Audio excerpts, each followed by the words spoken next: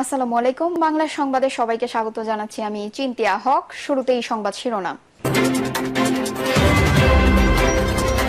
সংস্কার, বিচার ও পিআর ছাড়া নির্বাচন মানবে না জনগণ, বলছেন গোলাম পরোয়ার। মুজিববাদ মানে গুম, হত্যা, ধর্ষণ ও মানবাধিকার লঙ্ঘন, বলছেন নাহিদ ইসলাম। এদিকে দ্বিকক্ষ বিশিষ্ট সংসদ নির্বাচন দিতে হবে, বলছেন নূর। নির্বাচনের সময় দেশে কোনো সাম্প্রদায়িক দাঙ্গার সুযোগ নেই, বলছেন ধর্ম উপদেষ্টা। জানাবো সিলেটে যাত্রী ছাউনি নিয়ে দুই পক্ষের সংঘর্ষ, আহত ৩০ জন।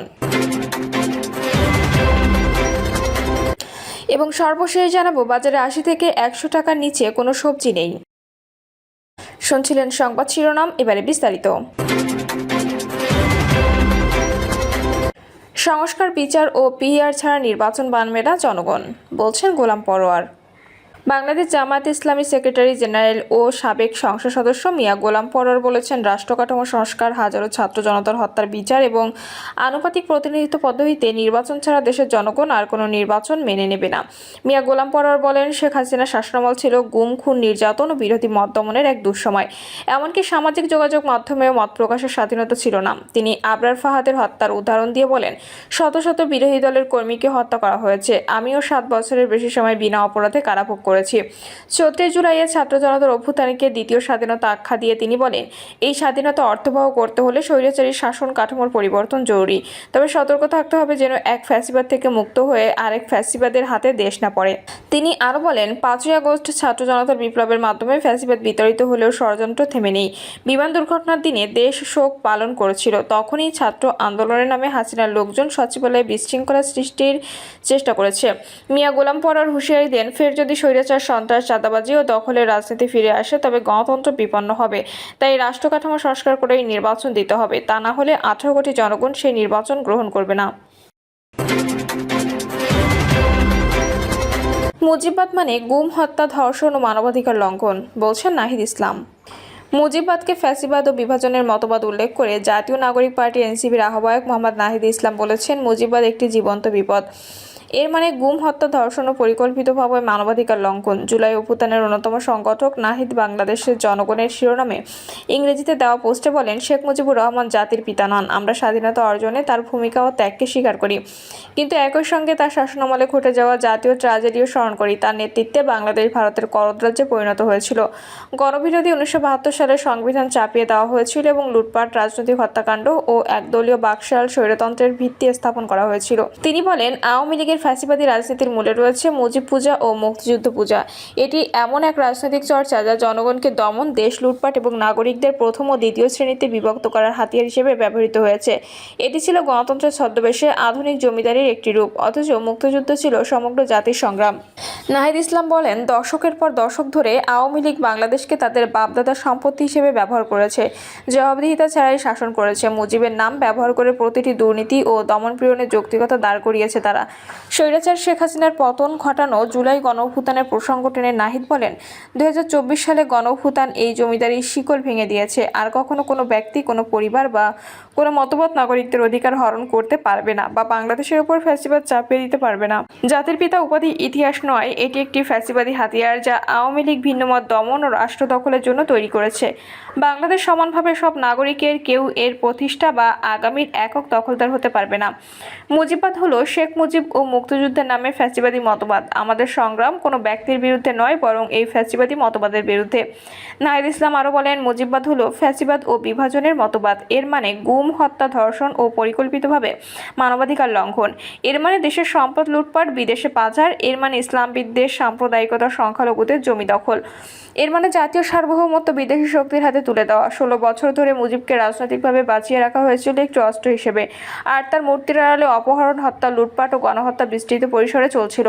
মুজিববাদ একটি জীবন্ত বিপদ। একে পরাস্ত করতে প্রয়োজন রাজনৈতিক, মতাদর্শিক ও সাংস্কৃতিক প্রতিরোধ। আমাদের সংগ্রাম একটি প্রজাতন্ত্র গড়ার, একটি সার্বভৌম গণতান্ত্রিক বাংলাদেশ, যেখানে সব নাগরিক সমান, কোনো দল, কোনো বংশ বা কোনো নেতা জনগণের উপরে নয়। বাংলাদেশ কারো ব্যক্তিগত সম্পত্তি নয়, এটা জনগণের প্রজাতন্ত্র, যোগ করেন এনসিপির আহ্বায়ক। দ্বিকক্ষ বিশিষ্ট সংসদ নির্বাচন দিতে হবে বলছেন নূর। ডাকসুর সাবেক ভিপি ও গণ অধিকার পরিষদের সভাপতি নুরুল হক নূর বলেছেন, জুলাই সনদ পরবর্তী সংসদ বাস্তবায়ন করবে সেটি নয়, বরং এর আইনি ভিত্তি এই সরকারকে দিতে হবে। আগামী নির্বাচন অবশ্যই রাজনৈতিক সমঝোতা ও জাতীয় ঐক্যের ভিত্তিতে দ্বিকক্ষ বিশিষ্ট সংসদ হিসাবে হতে হবে। উচ্চকক্ষে সব দলের আনুপাতিক হারে প্রতিনিধিত্ব নিশ্চিত করতে হবে। ভিপি নূর বলেন, আমরা যে নিয়ে বন্দুকের নলের সামনে দাঁড়িয়েছিলাম তার প্রাপ্তির চেয়ে অপ্রাপ্তি বেশি। রাষ্ট্র সংস্কারের আওয়াজ তুললেই জুলাই সনদের কোনো কার্যকর পদক্ষেপ এখনো দেখা যায়নি। তিনি অভিযোগ করে বলেন, জাতীয় ঐক্যমত্যের সংহতিতে এখন দখলবাজি, চাঁদাবাজি ও বিভাজন দেখা দিয়েছে। এতে ফ্যাসিবাদের সুযোগ তৈরি হবে এবং সময়মতো নির্বাচন নাও হতে পারে। সরকারের প্রতি মৌলিক সংস্কারের আহ্বান জানিয়ে নুরুল হক নূর বলেন, বিভাগীয় পর্যায়ে মানসম্মত চিকিৎসা ব্যবস্থা ও সার্বজনীন স্বাস্থ্য বীমা চালু করা, জেলা পর্যায়ে মানসম্পন্ন শিক্ষা নিশ্চিত করা, কৃষকের ন্যায্য মূল্য নিশ্চিতে কমিশন গঠন, চাঁদাবাজি ও সিন্ডিকেট দমন এবং নিরাপদ সমৃদ্ধ বাংলাদেশ গঠনে উদ্যোগ নিতে হবে। নির্বাচনের সময় দেশে কোনো সাম্প্রদায়িক দাঙ্গার সুযোগ নেই বলছেন ধর্ম উপদেষ্টা। সুনামগঞ্জের তাহিরপুরে শ্রী শ্রী অদ্বৈতাচার্য মন্দির কমপ্লেক্সের নির্মাণ কাজ পরিদর্শন শেষে ধর্ম বিষয়ক উপদেষ্টা ডক্টর আফামা খালিদ হোসেন বলেছেন, জাতীয় নির্বাচনকে কেন্দ্র করে দেশে কোনো সাম্প্রদায়িক দাঙ্গার সুযোগ নেই। সুষ্ঠু ও শান্তিপূর্ণ নির্বাচন আয়োজনের জন্য সরকার ও সংশ্লিষ্ট বাহিনী ইতোমধ্যে প্রস্তুতি সম্পন্ন করেছে। আফামা খালিদ হোসেন বলেন, জাতীয় নির্বাচনে সেনাবাহিনীর সদস্য সংখ্যা, পুলিশের বিন্যাস সহ প্রয়োজনীয় বিষয়গুলো নিয়ে প্রস্তুতি শুরু হয়েছে। আমাদের প্রত্যাশা, ঘোষিত সময়ে একটি অবাধ, সুষ্ঠু ও নিরপেক্ষ নির্বাচন সম্পন্ন করতে পারব। রাজনৈতিক নেতাদের সঙ্গে অতীতে যেমন আলোচনা হয়েছে, আগামীতেও হবে। ফেব্রুয়ারিতে একটি উৎসবমুখর নির্বাচন আয়োজনের জন্য সরকারের প্রস্তুতি রয়েছে। ধর্ম উপদেষ্টা বলেন, জাতীয় নির্বাচনকে ঘিরে দেশে সাম্প্রদায়িক দাঙ্গার কোনো সুযোগ নেই। সুষ্ঠু ও সুন্দর নির্বাচন আয়োজনের লক্ষ্যে সরকারের পাশাপাশি সংশ্লিষ্ট সব বাহিনী প্রস্তুতি সম্পন্ন করেছে। তিনি বলেন, আমাদের হাতে সময় কম, আমরা আর অল্প কিছুদিন দায়িত্বে আছি। সময় পেলে আরও অনেক কাজ করার সুযোগ থাকতো। শিগগিরই নির্বাচনকালীন সরকারের কাছে দায়িত্ব হস্তান্তর করে নিজ নিজ ঠিকানায় ফিরে যাব। সিলেটে যাত্রী ছাউনি নিয়ে দুই পক্ষের সংঘর্ষ, আহত ৩০ জন। সিলেটের দক্ষিণ সুরমার লালাবাজারে যাত্রী ছাউনি ভাঙাকে কেন্দ্র করে দুই পক্ষের মধ্যে ধাওয়া পাল্টা ধাওয়া ও সংঘর্ষের ঘটনা ঘটেছে। প্রায় ঘণ্টাব্যাপী এ সংঘর্ষে উভয় পক্ষের অন্তত ৩০ জন আহত হয়েছেন। রাত 10টার দিকে ঢাকা সিলেট মহাসড়কের লালাবাজার এলাকায় এ সংঘর্ষ হয়। পরে পুলিশ ও সেনাবাহিনীর হস্তক্ষেপে পরিস্থিতি নিয়ন্ত্রণে আসে। এ সময় স্থানীয় পাপড়ি রেস্টুরেন্ট সহ 4টি মোটরসাইকেল ভাঙচুর করা হয়। স্থানীয় সূত্রে জানা যায়, দক্ষিণ সুরমা উপজেলার লালাবাজার ইউনিয়ন বিএনপির সাধারণ সম্পাদক আমিনুর রহমান চৌধুরী সিফাতের সঙ্গে পাপড়ি রেস্টুরেন্টের মালিক ও লালাবাজার কেন্দ্রীয় জামে মসজিদের কোষাধ্যক্ষ জুবায়ের আহমদ লিটনের আগে থেকেই বিরোধ ছিল। মসজিদের সামনে ড্রোন নির্মাণ কাজ চলাকালে যাত্রী ছাউনি ভাঙা নিয়ে জুবায়ের আহমদ লিটন ও আমিনুর রহমানের সিফতা চৌধুরীর মধ্যে কথা কাটাকাটি হয়।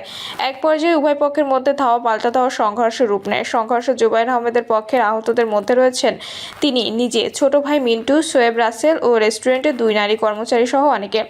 সিফতা চৌধুরীর পক্ষের আহতদের নাম পরিচয় তাৎক্ষণিকভাবে জানা যায়নি। সংঘর্ষের সময় ঢাকা সিলেট মহাসড়কে যান চলাচল বন্ধ হয়ে যায়। পরে আইনশৃঙ্খলা বাহিনী গিয়ে যান চলাচল স্বাভাবিক করে। সিলেট মহানগর পুলিশের অতিরিক্ত উপকমিশনার মোহাম্মদ শাহরিয়ার আলম বলেন, যাত্রী ছাউনি নিয়ে দুই পক্ষের মধ্যে সংঘর্ষ হয়েছিল। পুলিশ গিয়ে পরিস্থিতি নিয়ন্ত্রণে আনে।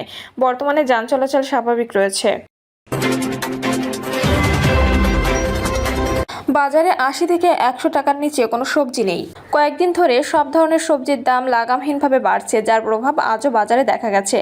একদিকে টানা বৃষ্টি, অন্যদিকে মৌসুমের শেষ। এই দুই কারণের সঙ্গে সাপ্তাহিক ছুটির দিনে সবজির চাহিদা আরও বেড়ে যাওয়ায় দাম চড়ছে বলে উল্লেখ করেছেন বিক্রেতারা। এতে করে সবজি কিনতে গিয়ে বিপাকে পড়েছেন সাধারণ ক্রেতারা।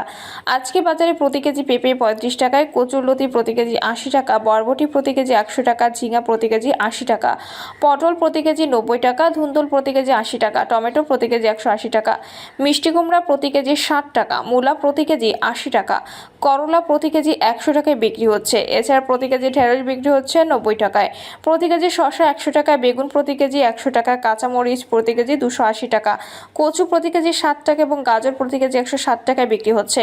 রাজধানীর সেগুনবাগিচা বাজারে সাপ্তাহিক ছুটির দিনে বাজার করতে এসেছেন বেসরকারি চাকরিজীবী খুরশিদ আলম। তিনি বলেন, আজকে বাজারে দেখছি সব ধরনের সবজির অতিরিক্ত দাম। বিগত কিছুদিন যাবৎ সবজির দাম বাড়তে যাচ্ছে, অথচ কী কারণে বাড়তে যাচ্ছে বা বাজার নিয়ন্ত্রণের কোনো উদ্যোগ গ্রহণ করতে কাউকে দেখা যাচ্ছে না। যদি সবজির এত দাম হয় তাহলে সাধারণ ক্রেতা খাবে কি? মালিবাগ বাজারের আরেক ক্রেতা নাজমুল ইসলাম বলেন, বাজারে 80 থেকে 100 টাকার নিচে কোনো সবজি নাই, কিছু কিছু সবজি এর চেয়েও বেশি দাম।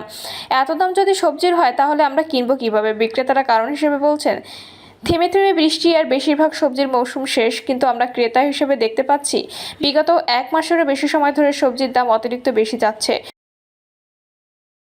প্রিয় দর্শক, এই ছিল এখনকার সর্বশেষ সংবাদ আপডেট। সব সংবাদ পেতে চ্যানেলটি সাবস্ক্রাইব করে বেল আইকনটি ক্লিক করে রাখুন।